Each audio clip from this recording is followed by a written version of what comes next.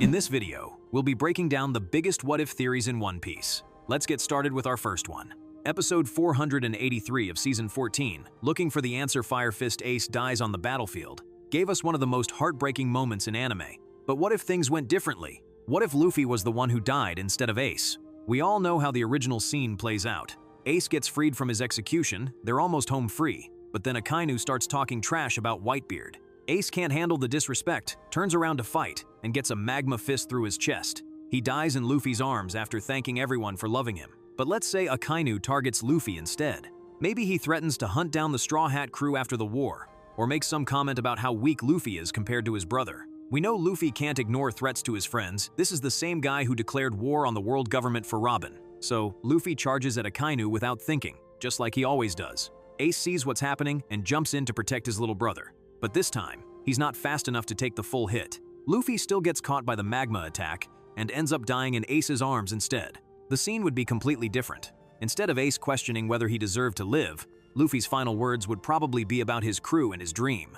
He'd tell Ace to take care of everyone, and maybe even ask him to become Pirate King in his place. This changes everything that comes after. The Straw Hat Pirates wouldn't just scatter and train for 2 years. They'd probably stick with Ace and honor Luffy's memory by helping him achieve what their captain couldn't. Imagine combining Ace's natural strength and leadership with the Straw Hat's unique skills and loyalty. Ace wouldn't be the same person anymore either. He'd be carrying not just his own ambitions, but Luffy's dream and the weight of his brother's death. That guilt and responsibility would drive him to become something much more dangerous than he ever was as a Whitebeard commander. The power dynamics in the world would shift completely. Dragon would lose his son and probably throw the full weight of the Revolutionary Army behind Ace. Sabo would be dealing with the guilt of not being there when his brothers needed him.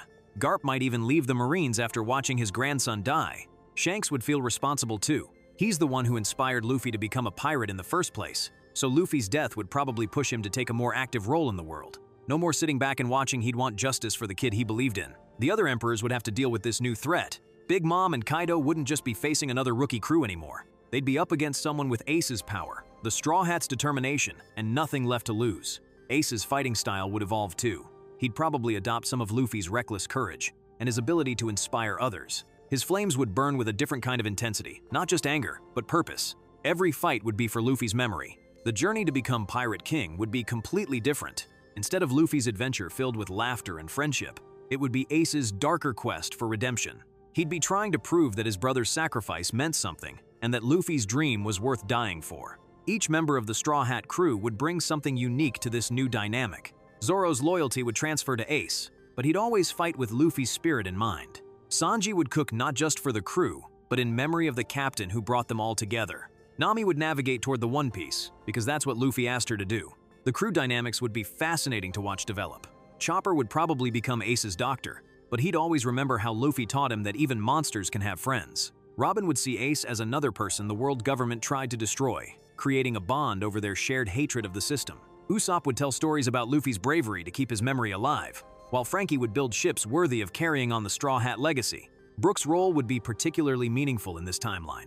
As someone who spent decades alone after losing his crew, he'd understand Ace's grief better than anyone. He might even write songs about Luffy's adventures to preserve his captain's memory for future generations. The world government would realize too late that killing Luffy created a much bigger problem. Instead of stopping a dangerous rookie, they'd have created a vengeful leader with the backing of pirates, revolutionaries, and anyone else who believed in Luffy's cause. This timeline would also change how other characters develop. Law's alliance plans would be completely different. Kid's rivalry would shift to Ace instead of Luffy. All the future conflicts and relationships would be reshuffled because the main catalyst is gone. The Fishman Island arc would take on new meaning too. Instead of Luffy fulfilling his promise to Jinbei, it would be Ace honoring his brother's word. The Fishmen would probably support him even more strongly, knowing that both brothers were willing to die for their friends. Dressrosa would be a completely different story. Maybe Ace and Law would team up to take down Doflamingo, but the motivation would be different. Instead of Luffy's natural desire to help Rebecca and the toys, Ace would be driven by the need to dismantle the corrupt systems that his brother died fighting against. Wano would be personal for Ace in a way it never was for Luffy. He'd see the oppressed people there and remember how Luffy always fought for the underdog.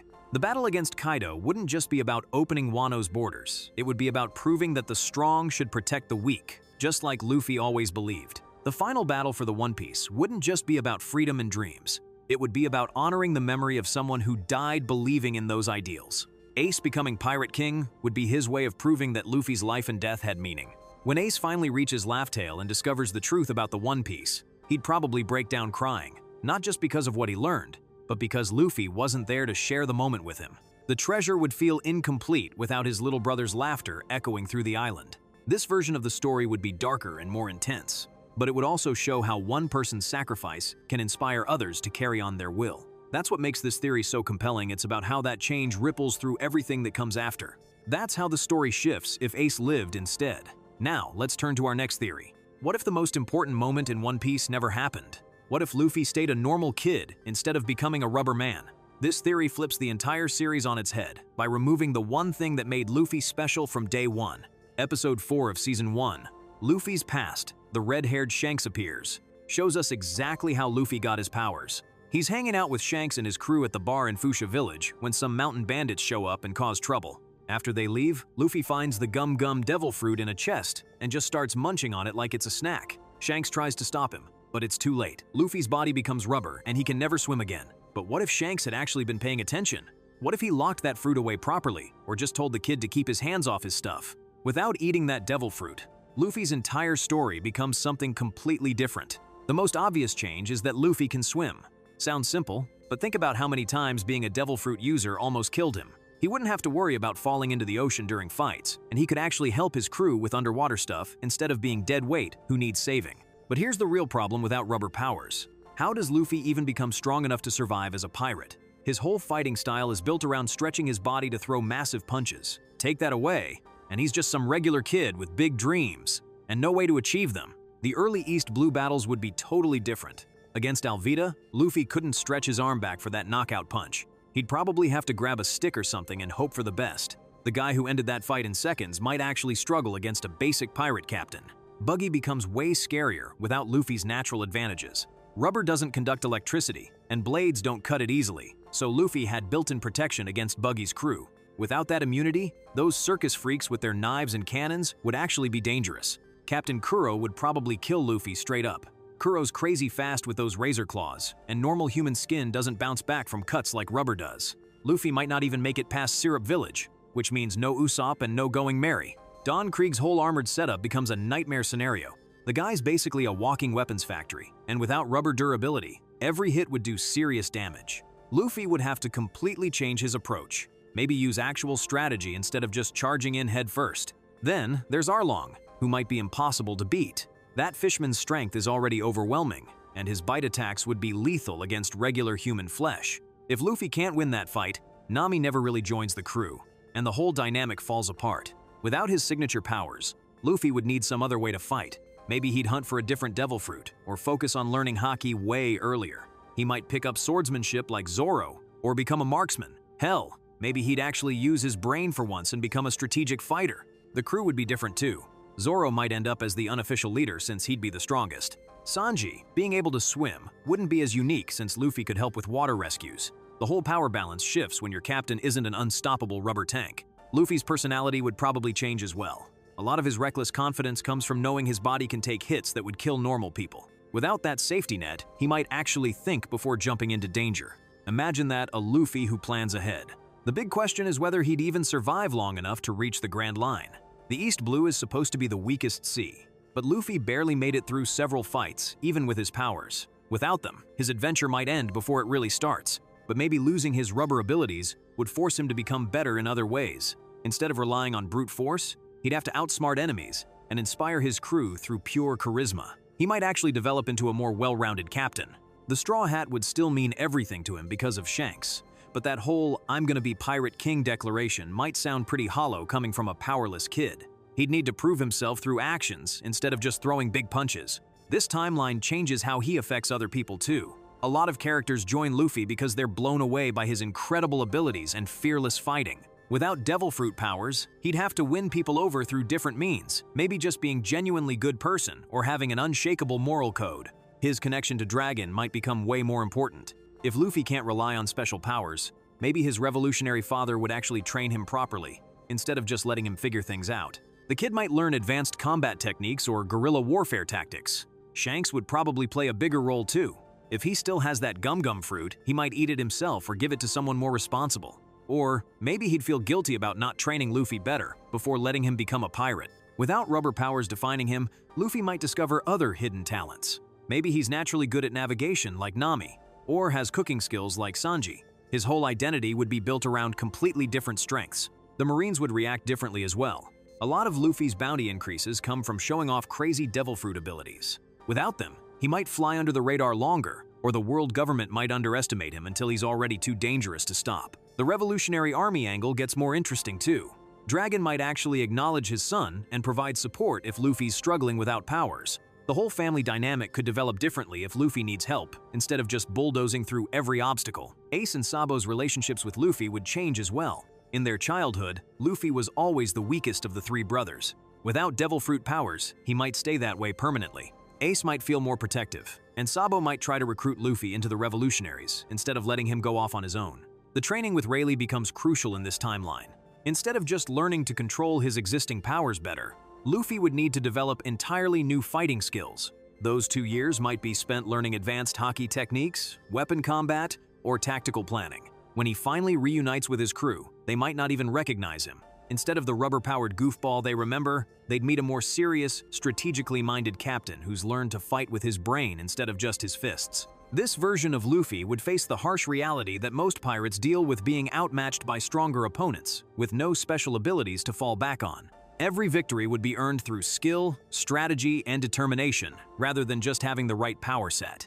The journey to become Pirate King would be way harder, but maybe more meaningful. If Luffy could still achieve his dream through pure willpower and leadership instead of rubber punches, it would prove that anyone can reach the top if they're determined enough. That's a pretty powerful message, even if it means no more gear techniques or stretchy combat. That's the world we'd see without the gum-gum fruit shaping Luffy's path. Now it's time to explore what happens if both brothers chose the Marines instead. But before I tell you about that, subscribe to our channel. What if the two most rebellious brothers in One Piece actually listened to their grandfather and joined the Marines instead of becoming pirates? Episode 314 of Season 9, The Strongest Family Lineage, Luffy's father revealed, gives us the perfect setup for this theory. Garp literally tells everyone how disappointed he is that his brutal training didn't convince Luffy to become a Marine. The old man clearly wanted both his grandsons to follow in his footsteps, but they chose the pirate life instead.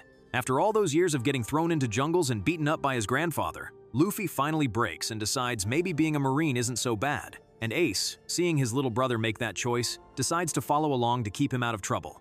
The Marine training would be completely different with these two around. Luffy would still be the same reckless kid who can't follow orders, but now he's doing it while wearing a Marine uniform.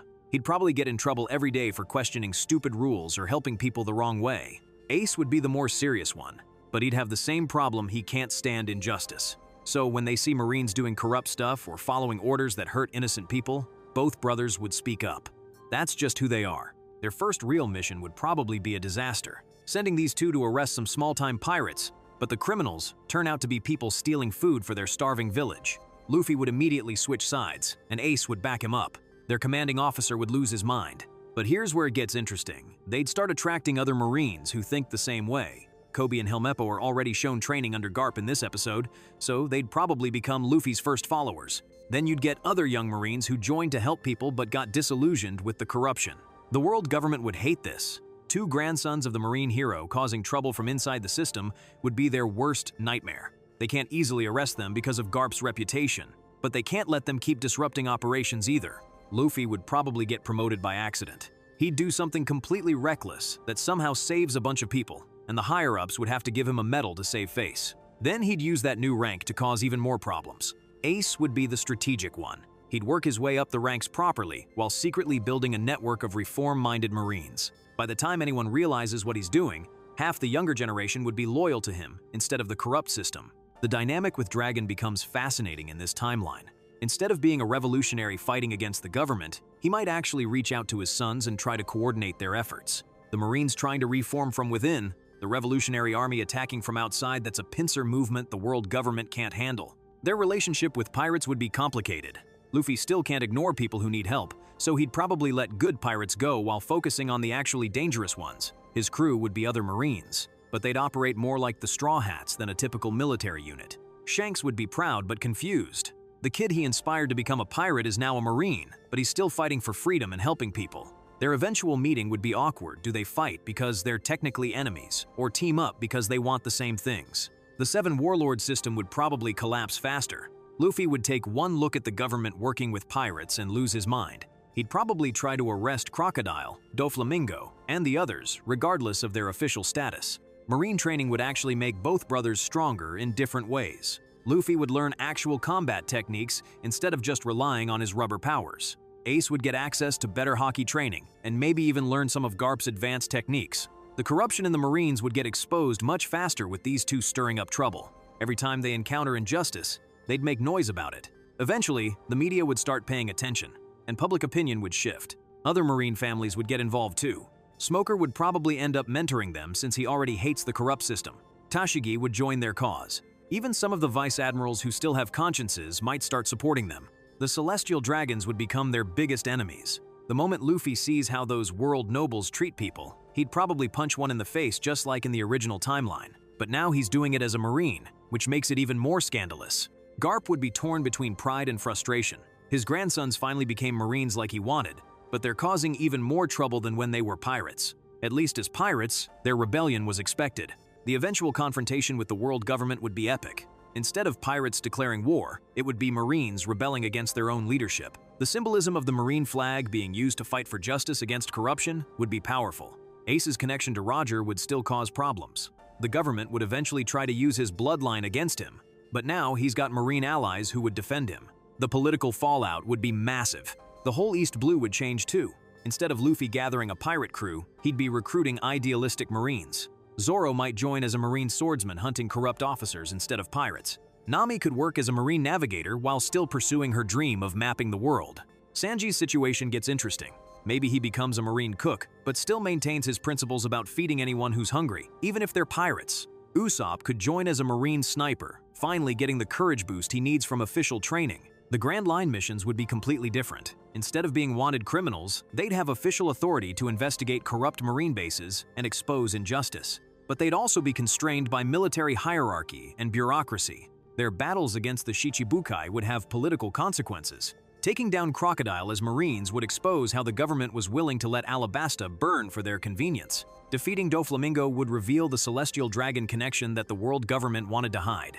The Revolutionary Army might actually dissolve in this timeline. With Dragon's sons reforming the Marines from within, there might not be a need for a separate revolutionary force. Or maybe they'd work together official reform and underground resistance combining forces. Marineford would never happen, because Ace wouldn't be executed for being Roger's son. He'd be protected by his position and his allies within the Marines. The war might be between different Marine factions, instead the old corrupt guard versus the new reformers. The training arcs would focus on military discipline and advanced combat techniques. Instead of learning from pirates and revolutionaries, they'd master Marine combat styles and maybe even develop new techniques that combine their natural abilities with official training. This timeline creates a completely different type of story. Instead of outsiders fighting against the system, it's insiders trying to fix it. Luffy and Ace become the voices of change within the Marines, proving that you don't have to be a pirate to fight for freedom and justice. The final result would probably be a completely reformed Marine organization, one that actually protects people instead of just serving the world government's interests. And ironically, that might be exactly what Garp always wanted his grandsons to accomplish. That's the chaos we'd get if Luffy and Ace became Marines. If you enjoyed these shocking what-if theories, subscribe for more and see you in the next video.